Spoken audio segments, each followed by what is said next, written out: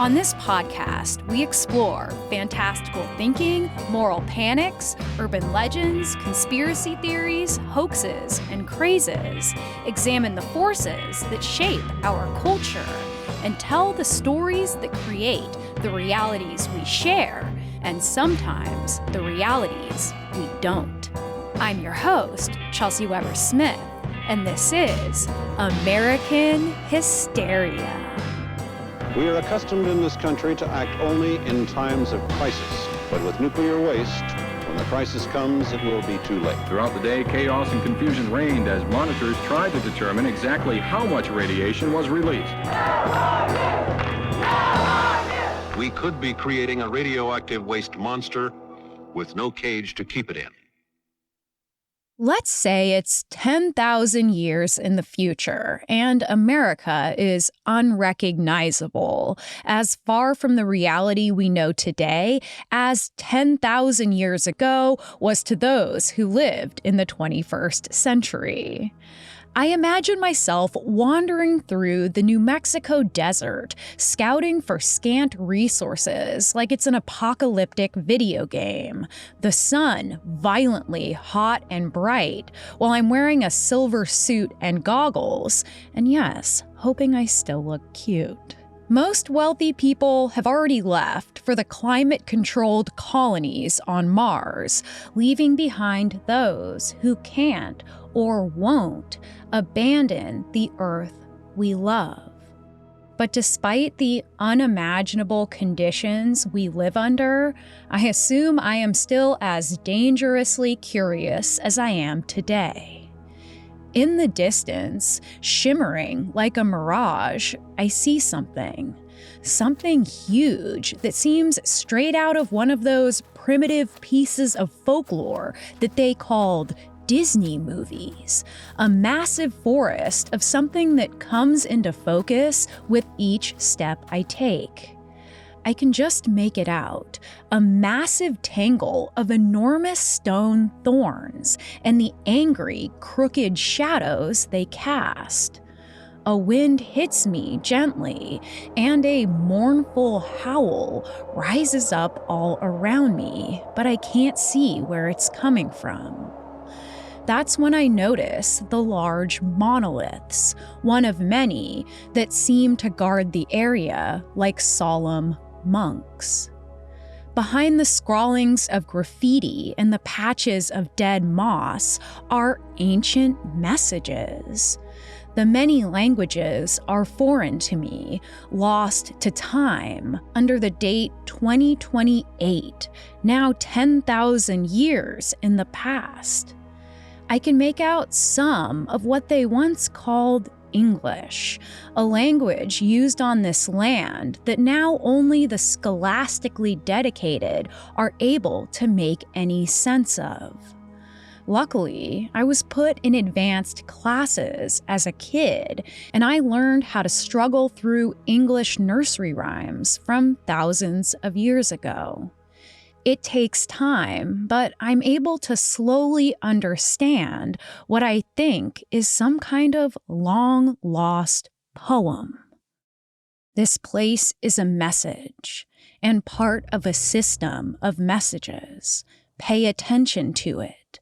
Sending this message was important to us.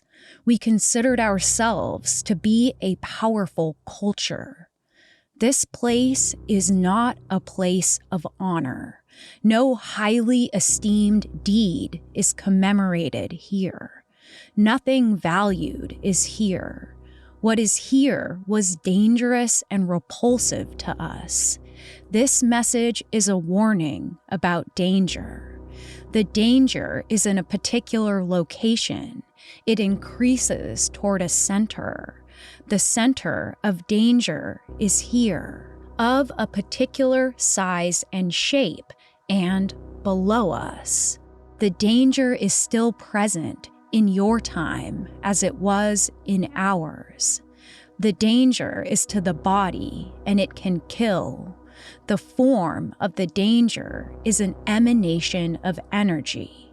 The danger is unleashed only if you substantially disturb this place physically. This place is best shunned and left uninhabited. Now, suddenly, I'm crying. I don't know exactly why. The message cuts into my very heart, like something that's lived in my DNA for centuries without my conscious knowledge. That's when two cats wind themselves through the thorns to meet my despair, rubbing their bodies against my shins and purring. But there's something wrong with these cats, something I've never seen before in my life. They are bright green and almost glowing. In school, I had read the legends of the old ones who lived here, the ones about the green cats. A short poem we played clapping games to, skipped rope to. Where the cats are green, the earth is mean, death comes to those who do not heed. It's very clear now that something bad is inside the forest of enormous thorns. I know I should not go into the forest of enormous thorns with ominous warnings guarded by mythical green cats. But of course, I go into the forest of enormous thorns with the same glee and hubris I would have gone 10,000 years ago into an abandoned sanatorium, plastered with no trespassing signs, labeled condemned. As I walk, my feet strike an enormous black slab of stone that covers the entire earth below. When I get to the center, it's clear that someone has drilled deep into it, the chaos of broken stone gathered around the massive hole. I step to the threshold and stare down into the black. There must be something incredible down there. All day long, I sit by the hole, obsessed with whatever must lie at the bottom. I want it so bad. I want to know so bad. And that, dear listeners, is how I am infected with radiation poisoning from ancient nuclear waste. You see, these things were important warnings, dire warnings. This forest of thorns, this ominous howl, these monoliths, these green cats, this huge black slab. They were placed by people in the 21st century over a deep cavern of used plutonium, byproducts of a primitive society's global death wish and of their desire for more and more energy to power their ancient cities. In our present time, we've struggled with the fact that nuclear waste has a half-life of more than 20,000 years. This has led to the question, could nuclear waste be as dangerous to those 10,000 years in the future as it is to us today? If so, how do we warn our distant descendants to avoid the sites where we've left it all behind? 10,000 years ago, humans had just discovered agriculture. Would those people have been able to communicate messages to us? When our languages, when our cultural symbols, when our methods of conveying information inevitably change drastically or disappear completely, how do we talk to the future? Those involved in addressing these questions are part of a bizarre field known as nuclear semiotics, a discipline which didn't really exist before 1981.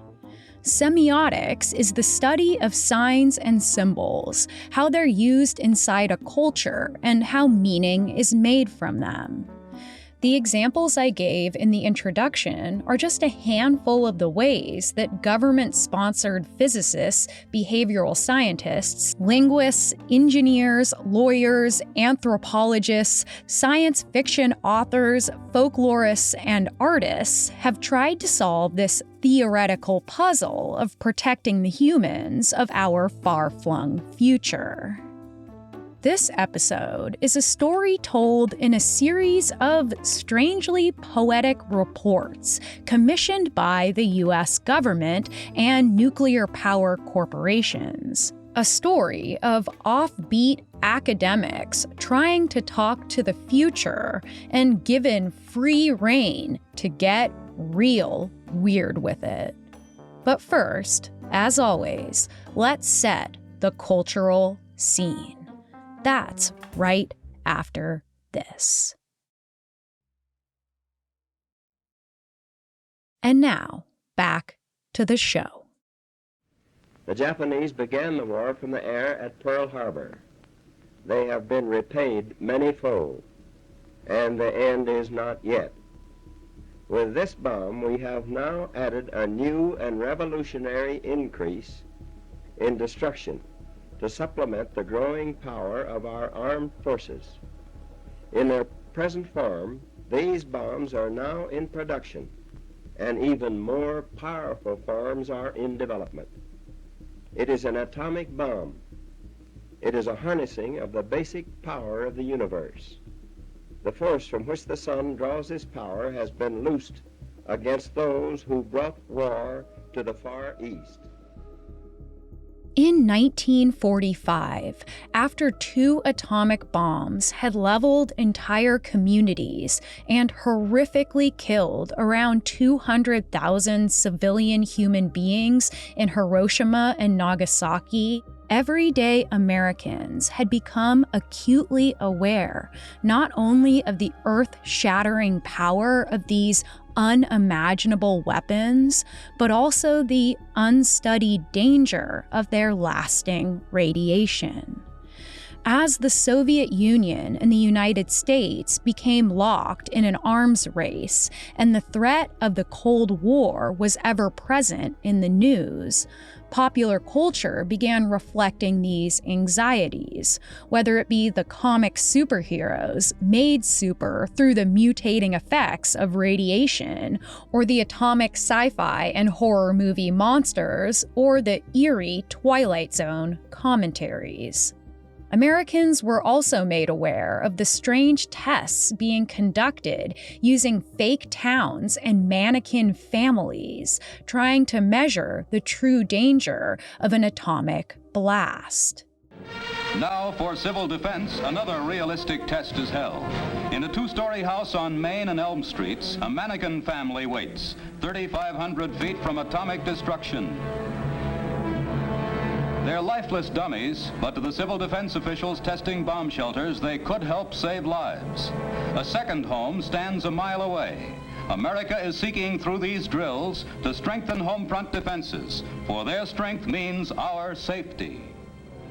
In the 50s and 60s, the government tried its best to put a cute face on nuclear war, featuring hip displays at Sears of fashionable products for your own personal underground bomb shelter, which all Americans were encouraged to build under the green grass of their own backyards. Officials commissioned cute cartoon videos for kids about how to protect themselves from an atomic explosion. He's duck and cover, duck and cover. He did what we all must learn to do. You and you and you and you, duck and cover. Be sure and remember what Bert the Turtle just did, friends, because every one of us must remember to do the same thing. That's what this film is all about. Duck and cover. This is an official civil defense film produced... Soon, there bloomed a patriotic message that nuclear was the future. Nuclear power was rising as a profitable industry that could provide massive amounts of energy for the American population. And mega corporations, in tandem with the government, started another cheery campaign to soothe the masses back into support for these science-based solutions, again using the magic of propagandistic cartoons. This man, like thousands of others around the country, is suffering from a dread disease called nuclearosis. The symptoms? Nuclear blindness. All he can see is a mushroom cloud. He is blinded from the fear of it, deaf from the sound of it. There is a short circuit in his brain. He can only think of the awfulness of the nuclear bomb. Truly, the superpower which man has released from within the atom's heart is not one, but many giants. One is the warrior, the destroyer. Another is the engineer, seeking to provide vast quantities of energy to run the world's machines. On man's wisdom, on his firmness in the use of that power, depends now the future of his children and his children's children in the new world of the atomic age. But there was a major problem that needed to be addressed. The nuclear byproducts from creating those weapons and that new form of energy would last for tens of thousands of years, longer than the entire history of human civilization. Through the last 80 years, we've considered burying our nuclear waste deep in the ocean floor, or shooting it into space, even straight into the sun. The National Academy of Sciences eventually decided that the waste should be buried deep in a salt mine, void of any groundwater, so that over time, the salt would pack itself around the waste and entomb it completely. By the 1970s, Yucca Mountain, located 80 miles north of Las Vegas, was chosen as the nation's future high-level waste repository, and construction plans started to move forward to dig a great cavern that would, in theory, protect Americans and the world at large for centuries or millennia to come. It will start with a tremor in a nuclear power plant. Where it will end will depend on 3 people. I would say you're probably lucky to be alive. Same for the rest of Southern California. I don't know that accident is the right word. Accident is the right word. The China Syndrome. Today, only a handful of people know what it really means. And they're scared. Everybody keep your station! Everybody keep your station! Soon, you will know. And then, in 1979, amidst ongoing environmental and anti-war activism against weapons of mass destruction and the dangers of nuclear radiation, a critically acclaimed disaster movie hit hundreds of theaters across the country, grossing an impressive $4.3 million in its first weekend alone. The China Syndrome, starring Jane Fonda, Michael Douglas, and Jack Lemmon, follows a news reporter and her cameraman as they discover a conspiratorial cover-up of major safety issues at an LA nuclear power plant, and then are hunted down by powerful forces when they try to reveal the truth. If you're wondering about the title, China Syndrome refers to the dramatized metaphor of a nuclear meltdown in which the waste escapes underground structures and burns through the earth all the way to China. This movie truly pissed off executives of nuclear power companies, and 2 days after the film's release, the New York Times compiled some of their responses.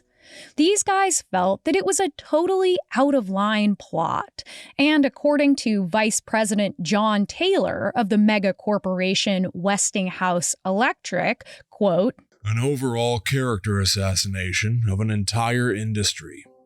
The nuclear research engineer for the Commonwealth Edison Company, David Rosen, oversaw 7 reactors, with another 6 in the process of being built.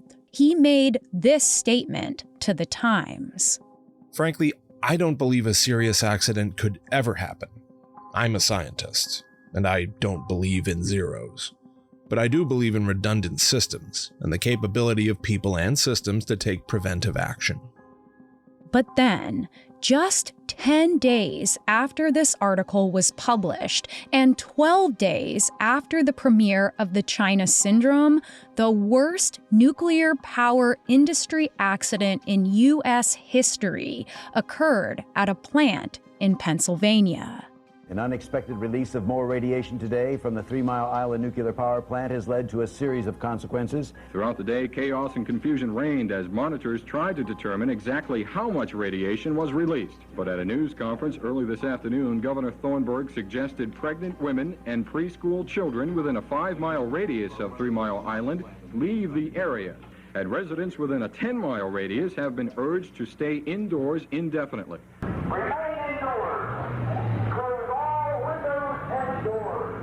On March 28, 1979, a series of malfunctions at the 3 Mile Island plant led to a release of radioactive gases into the surrounding area. After the totally unprepared local government and power company sent mixed messages about the levels of danger and the actions locals should take, they made their own decision to flee, jamming their cars full of their belongings and mobbing banks to withdraw cash. To prepare for the possible health fallouts from the meltdown, hospitals turned away anyone but emergency patients. Eventually, 40% of people in a 15-mile radius chose to evacuate as priests began granting general absolution to the remaining people in their congregations, which is a general blanket forgiveness of sin, usually only performed in war zones. Despite the public's panicked reaction, no one was actually killed or hurt during the accident. Around 2 million of those living near the reactor were exposed to some level of nuclear radiation, though so far, according to government reports, that exposure has not yielded any negative health effects, though other recent studies have suggested that local cancer levels may have risen. Whatever the truth is, the impact at that time on citizen opinion, corporate entities, and the government was immense. Stricter safety regulation legislation was passed, leading to expensive changes in plant design, so much so that companies no longer felt that nuclear power was as profitable as it was before, and the construction of new facilities slowed considerably. It also had a profound effect on the U.S. public's opinion of nuclear power, with overall support falling drastically from 69% in 1977 to 46% following the 1979 meltdown.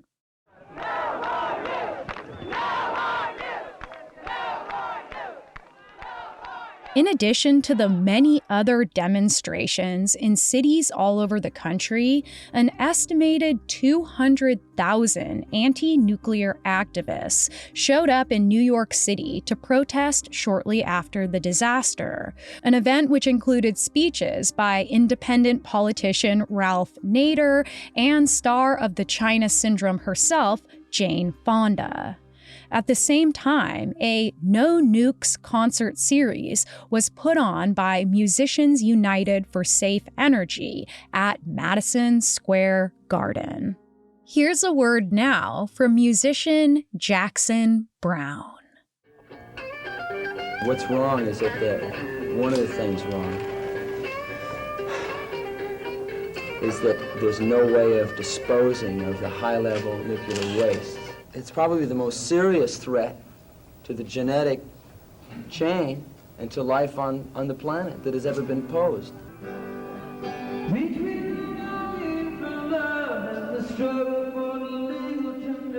A year later, journalists began breaking stories about the 100,000 downwinders, those medically affected by the radiation from nuclear bomb tests and nuclear power accidents. And later lawsuits forced the Department of Energy to reveal that the air and water around many different sites, like Hanford, Washington, had been contaminated. It turned out that the American Energy Commission knew about the potential adverse health effects of radiation long before they told the American public, and had actively suppressed and even lied about the evidence. Not only that, but a People magazine article in 1980 told the story of the 1956 Hollywood blunder, The Conqueror, starring John Wayne and Susan Hayward, which was filmed near St. George, Utah. Despite assurances that they would not be harmed by radiation from the active nuclear bomb tests happening 100 miles away, John Wayne, Susan Hayward, and 91 of the 220 cast and crew members were eventually diagnosed with various cancers. Though it's unlikely that radiation was the main factor in these illnesses, the possibility that it could have had a hand in the death of two of the most beloved movie stars of all time didn't help the prospects of a docile nuclear future. Good evening. On this Earth Day, millions of Americans in the communities which dot this map have taken the first step to survival. But if this day of teach-ins, mock funerals, rallies, marches, speeches, and songs does not convince enough of us that the threat to our life on Earth is clear and present, then we may have cast a vote for death. These students admit that the conducting of a funeral service to point up the problems of pollution may be overstating the case. But they also point out that pollution, like beauty, is in the eye of the beholder. And it is also in the ear, nose, throat, and bloodstream. And that is why today the people of Ashtabula are mourning the deaths of children yet unborn. Environmental activism had been a major movement in the 1970s, and more people were looking at our treatment of the natural world with horror, asking what this greed-driven devastation would mean for our children and our children's children and our children's children's children.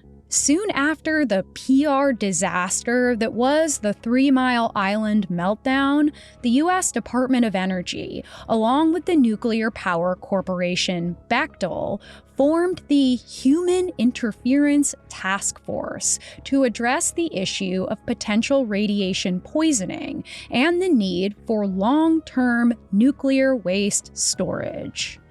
They gathered together American and European academics of many different and surprising disciplines to participate in a baffling thought experiment: how to communicate with a society that had advanced 10,000 years.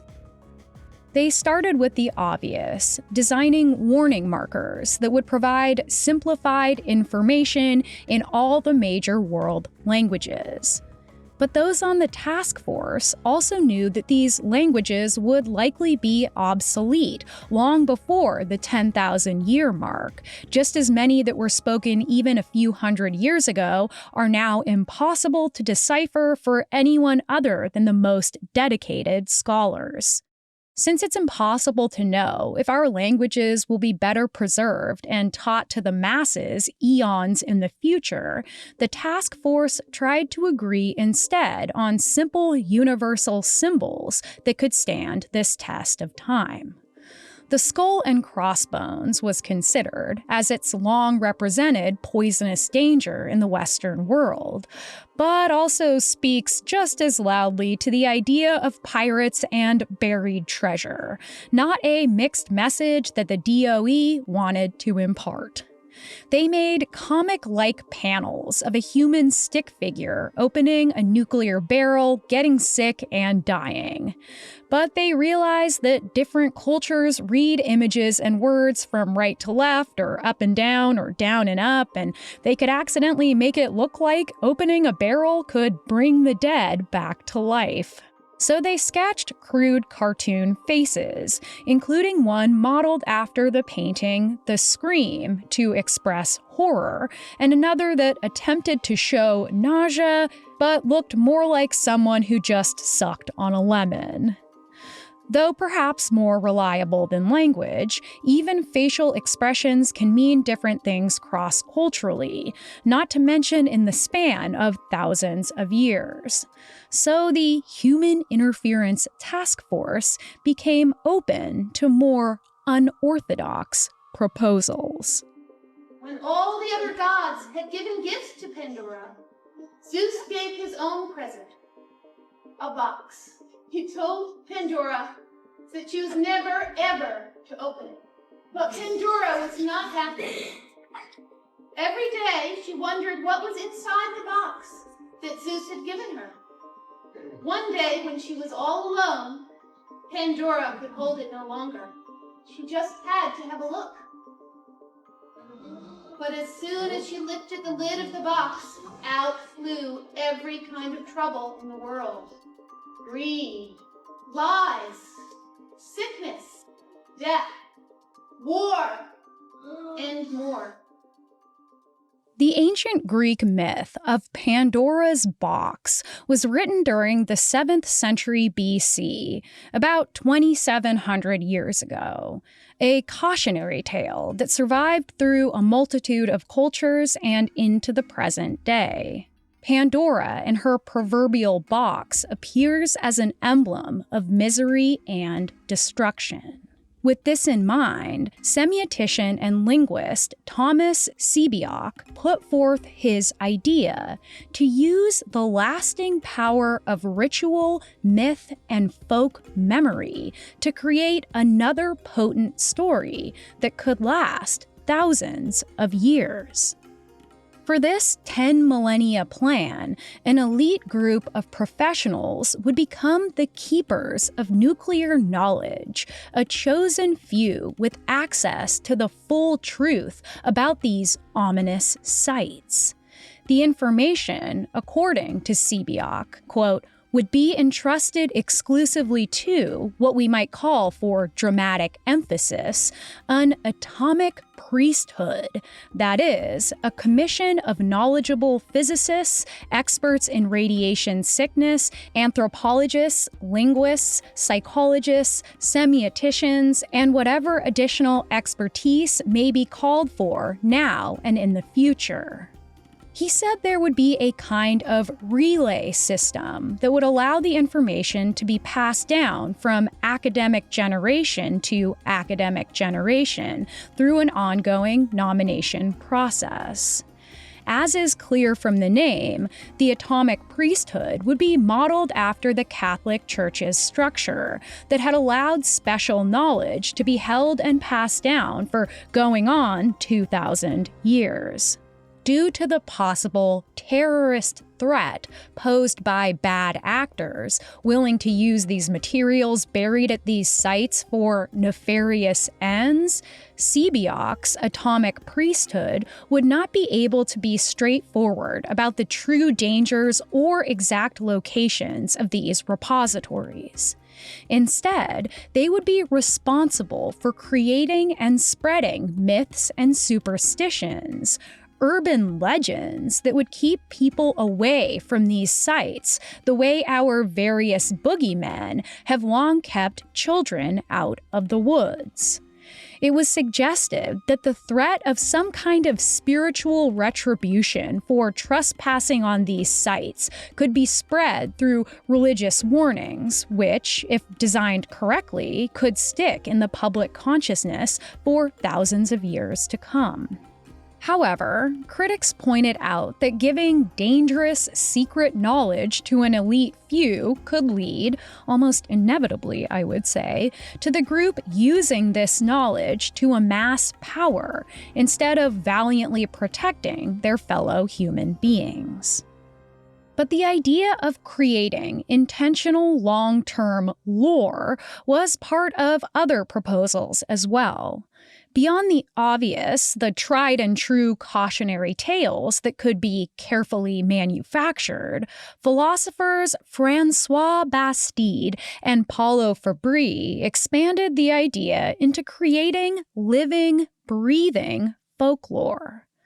The creature eventually known as the radiation cat, or the ray cat, would be genetically engineered using bioluminescence so that it would actually change color when it got close enough to radioactivity. Anthropologists have found evidence that the relationship between humans and domesticated cats began between 10 and 12,000 years ago, and considering how cats remain animal gods today, they may very well be our close companions in another 10,000 years. These living radiation detectors, as the philosophers called them, would be immortalized through folk tales and folk songs that could stand the test of deep time if they were catchy enough. Though not taken seriously as an option by the US government, this idea has become the most beloved of the possibilities considered, and I highly recommend you check out the 2014 episode of the 99% Invisible podcast called 10,000 Years, where they tried to commission the catchiest song that they could about our darling Ray Cat, an earworm that could stand the test of deep time. Similar to the Ray Cat, the concept of information plants was put forth by Polish sci-fi author Stanisław Lem, who envisioned planting near the site a biologically altered flora species with warnings written into its very DNA, codes which could only be deciphered by scientific experts. But that presents a pretty serious issue in itself. What with cross-pollination and genetic mutations, and of course the question of why the fuck anyone would look at plant DNA for a secret message. His next idea felt at least somewhat in the realm of possibility. Launch long-term satellites into the sky that would beam nuclear information down. But how that would really work was anyone's guess, considering that our most advanced satellites are unlikely to last more than a few hundred years. Plus, there would still be the issue of how to communicate the information to an advanced society where our languages and symbols are long lost. Physicist Philip Sontag offered up the idea of an artificial moon, which would be engraved all over its surface with warnings in various language and pictograms similar to the ones that we've discussed. But the fake moon, which would have to be kept in the sky by a satellite, would be difficult to fuel for 10,000 years. Not only would the code written on the moon face all the same problems of long-term communication, but its message would also have to be large enough to be visible to scientists and governments. So it really seems like a lot more trouble than it's worth. But as a poet, I respect the longing for a second moon. This report was updated several years later when the proposed Yucca Mountain Repository faced opposition from environmental activists, as well as the Nevada government and members of the Western Shoshone tribe, who considered the mountain a sacred site. The federal government then moved its focus to the Waste Isolation Pilot Plant, about 26 miles from Carlsbad, New Mexico. Continuing their vision for the long-term nuclear warning system, they focused this time on creating a landscape around the site, which would convey, quote, a place of great foreboding. With the knowledge that written and pictorial messages would likely degrade over time, both physically and linguistically, the site itself needed to convey a strong sense of potential doom. In addition to that forest of massive thorns I mentioned before, ideas for what they called menacing earthworks, my new band name, were put forward as ways to communicate a kind of timeless danger. One proposal, complete with creepy sketches, was to create a field of giant spikes, pointed chaotically in different directions, appearing to burst out from broken ground. Another idea was to create massive lightning-shaped mounds of dirt that appeared to be shooting out from a center point where the underground waste is stored. They thought of creating that huge basalt or concrete slab that would prevent anyone from being able to dig or farm in that location without going to great lengths to burrow through it. Referred to as the black hole, a riff on this concept was to create a dark masonry slab that would absorb and radiate back the heat from the desert sun, creating an extremely hot area totally intolerable to humans.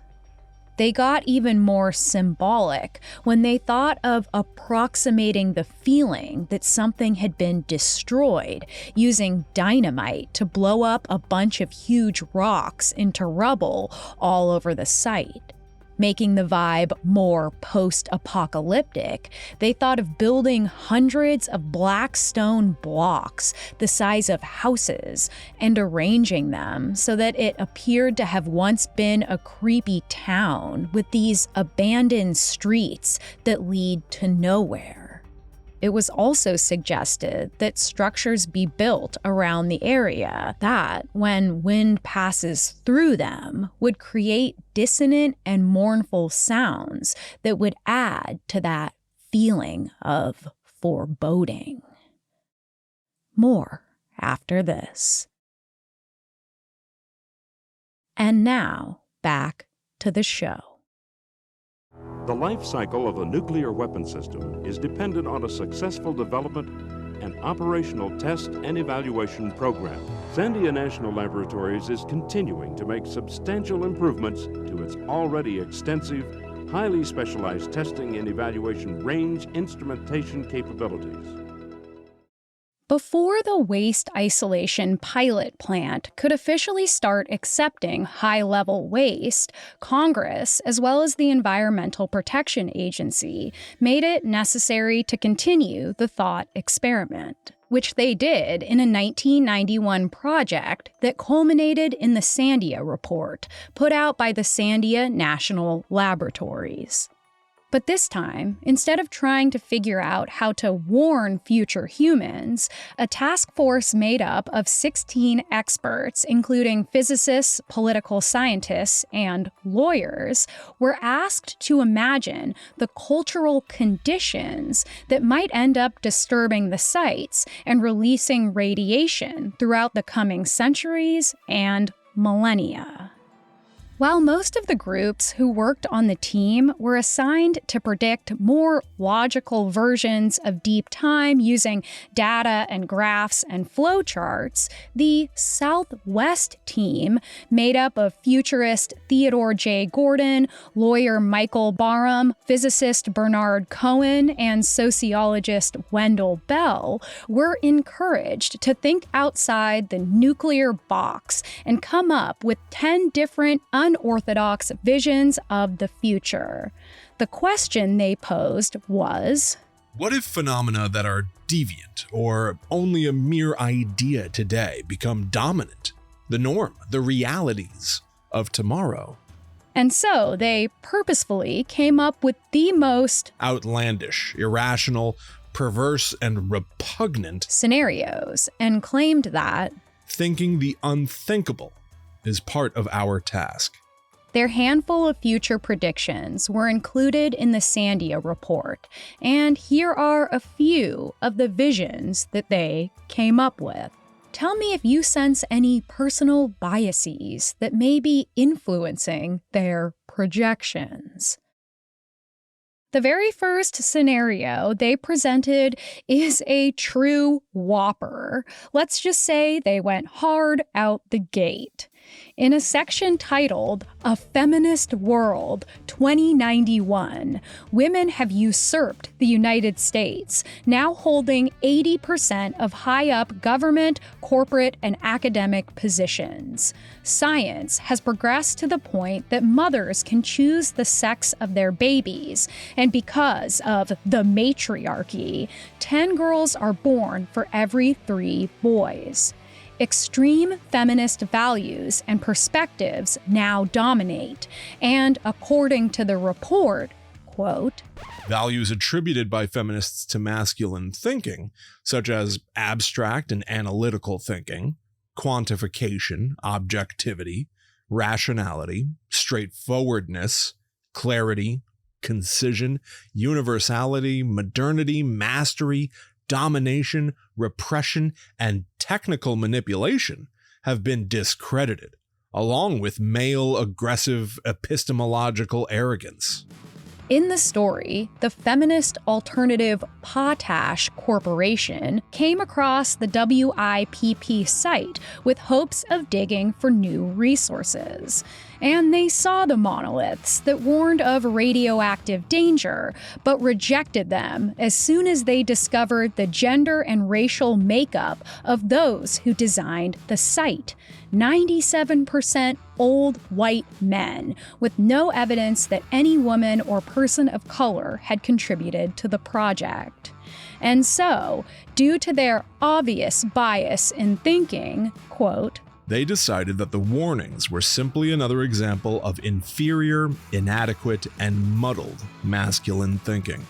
The feminist corporation then drilled deep, looking for valuable ribbons of potash, and hit the storage container, releasing active radiation onto themselves and their man-hating society.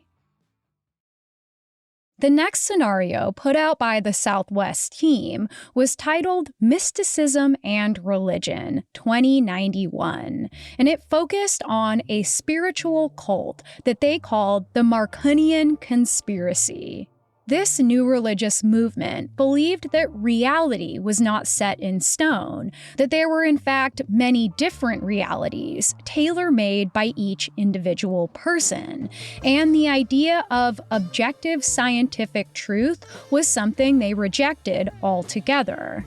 In fact, they blamed science and scientists for the majority of the world's ills. When one of the leaders heard a disembodied voice while exploring the Carlsbad Caverns, the group traversed the surrounding deserts of New Mexico, looking for the spot he claimed contained the meaning of life, written on scrolls and buried deep in underground capsules. When they came upon the WIPP site, they were able to ascertain the meaning of the warnings, but rejected them, even laughed at them, as a reality consensus of unenlightened, villainous scientists. And so, like the feminists, they dug until a geyser of nuclear waste exploded upward and contaminated their mortal coils. Another scenario involved New Mexico seceding from the U.S. to become a part of Mexico, and due to the split, the vital information about the WIPP site was lost. Folklore about the site remained, but the story got twisted, as legends sometimes do. Treasure hunters received funding from venture capitalists to look for buried treasure somewhere in the desert near Carlsbad. When they came across the warning markers, they believed them to be designed to scare people away from the riches that lie beneath, and so they dug deep, releasing the nuclear radiation onto themselves. But I do believe the venture capitalists made it out okay. Fast forward to the year 11,991, where they imagined a world of computerized people, a second class of humanoid robots who did most of the labor of society and were fighting for equal rights with natural-born humans. Suddenly, they're infected by a virus that causes them to drill and construct shafts compulsively, which they did outside Carlsbad without being able to heed the warning system. Kaboom! The contributors to the Sandia Report wanted to create one positive future where the nuclear waste warning messages actually worked.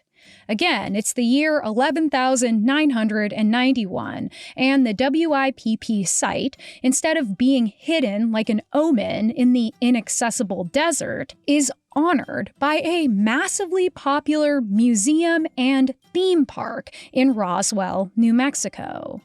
Nearby, themed restaurants, themed hotels, and themed nuclear entertainments line the streets. The report states, people came from all over the Earth to visit the WIPP Worlds and the WIPP Museum. No child's education was considered complete without at least a week there. They said the massive attraction would be founded in 2016, and that the WIPP Museum of Energy would teach the history of nuclear power, including its dangers, with dioramas, exhibitions, virtual reality, and holograms, while also educating the patrons about where the nuclear waste sites were still located. There would even be a bus tour out to the actual WIPP site, its warning markers meticulously maintained by the museum's staff and funded by the enormous income from the hugely popular attraction. But the impact of this museum culture was supposed to last for thousands of years after its own time, in the same vein that it was created. So they deliberately spread folklore again, their own Disney-esque legend, complete with the memorable character of Nicky Nuke. Nicky Nuke, not specified as an animal or human or robot, is a heroic being dead set on carrying out his duty, warning people about the dangers of nuclear waste and keeping in the public consciousness the location of the repository. In the report, the museum commissions a series of children's books and poems, animated films, and live theater productions, among many other pop culture contributions, in order to get Nicky Nuke and the lore around him to cement in the long-term zeitgeist. In this vision from the Southwest team, even after the museum had long closed and time had eroded the warning markers at the WIPP, Nicky Nuke remained as a mythic folk hero whose story did not degrade over time. In this version, the repository is never breached, and the waste stays safely buried forever.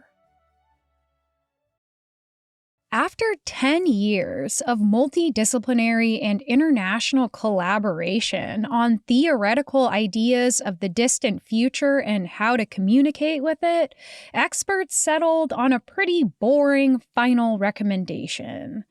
Claiming that the process will be formally introduced to the government in 2028, we'll see, they decided the best course of action would be to create 32 granite monoliths, each 25 feet high, inside a giant earthen wall. All of this would surround an enormous room made of granite that contained the warnings and information in English, Spanish, Russian, French, Chinese, Arabic, and Navajo, as well as pictograms illustrating the dangers. Included would be blank parts of the wall where new languages could be added. There would also be several subterranean levels that would have to be passed through before hitting the actual location of the buried waste, vaults that contained more and more detailed information about what lay below. But all of this is still theoretical because we still don't have a permanent site ready to store all of our most deadly byproducts. Currently, nuclear waste is mostly stored in casks above ground near the sites of the reactors. Governments here and around the world, instead of focusing on 10,000 years in the future, have started to look at a scale of 100 years, assuming that by then we will have the technology to come up with a better long-term plan. And as we're forced to continue to address the growing climate change disaster, we are looking for alternative sources of clean energy. And since nuclear power has no carbon emissions, it's possible that we may be looking again at a nuclear future. This means that these big questions will continue to matter if we do indeed decide to care about our incomprehensibly distant future descendants. John Lomberg, an artist interested in nuclear semiotics, attended a conference in Sweden addressing the future of their own Forsmark repository. John told Vice in 2017, quote, "When markings came up in the discussion at Forsmark, it was clear that they hadn't really heard much about what WIPP had done. The idea that we should go to these elaborate extremes to put a warning marker for people 10,000 years from now is something so crazy that only Americans would think of doing it." Finland, one of many other countries also trying to figure out what to do with their nuclear waste in the long term, has essentially taken the opposite approach. They plan to bury their waste in a facility deep underground, sealing it in steel and copper capsules that they estimate can contain radioactive material for 100,000 years. But they will not opt for a forest of granite thorns or biologically edited ray cats or manufactured folklore. Instead, they will simply bury it, let plants grow over it naturally, and leave no markers of any kind whatsoever. They believe that it's safer to hide it casually than to mark it with all the ominous flamboyance that we've discussed today, because for people like me, it will only entice us more. And besides, a society able to survive for 10,000 more years would likely be able to detect radiation. It's also worth saying that nuclear waste will not be as dangerous to the faraway future as these thought experiments have led us to believe.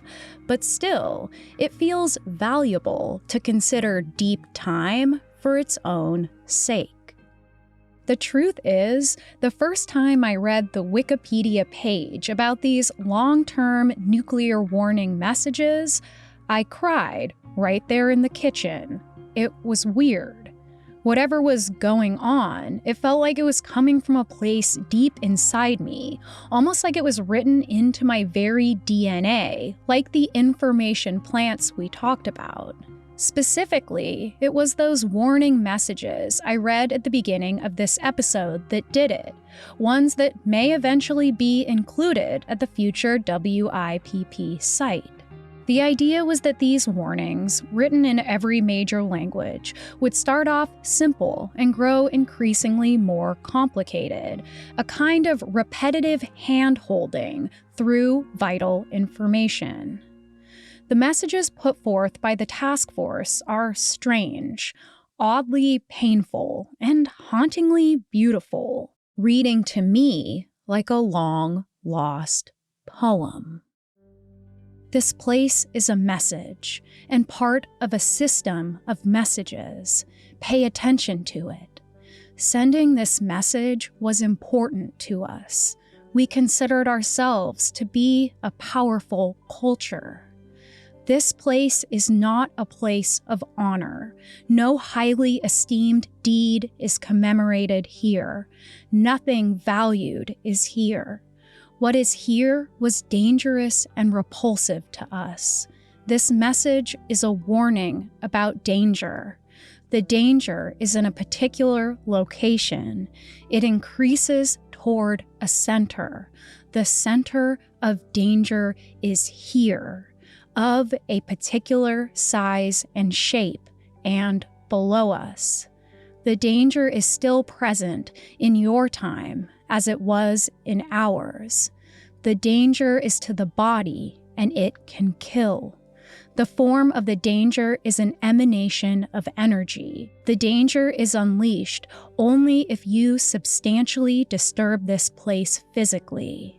This place is best shunned and left uninhabited. There is a heartbreaking gravity contained in the odd syntax of these cautionary verses. The truth that in our time, we created and used weapons that decimated populations and could do so again.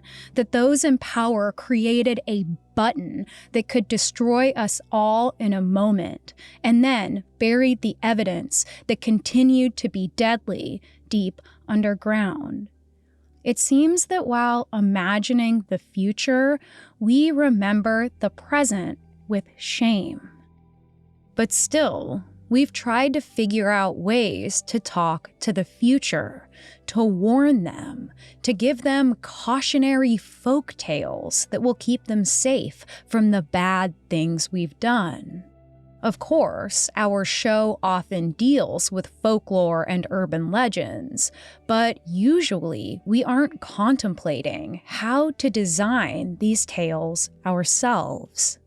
And though it's far more likely that the government and the corporations that sponsored these reports cared mainly about assuaging the nuclear fears of Americans, those who put forth their ideas did so, I think, with a more genuine desire.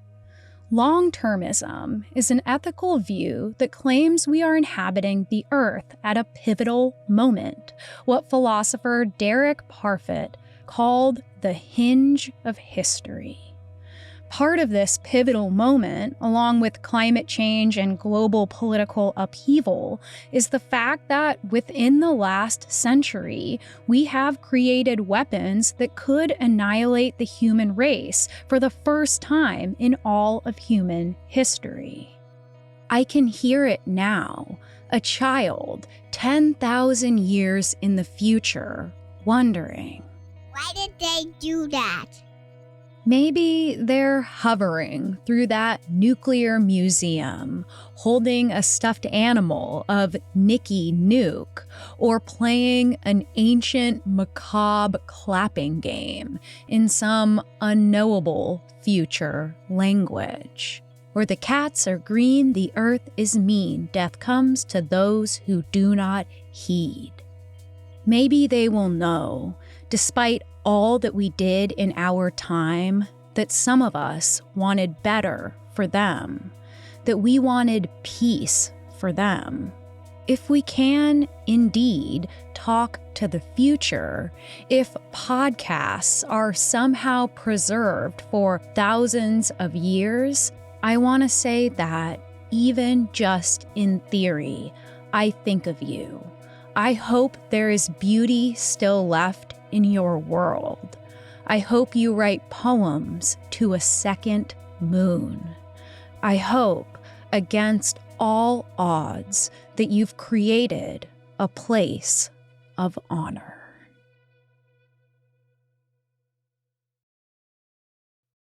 This was American Hysteria.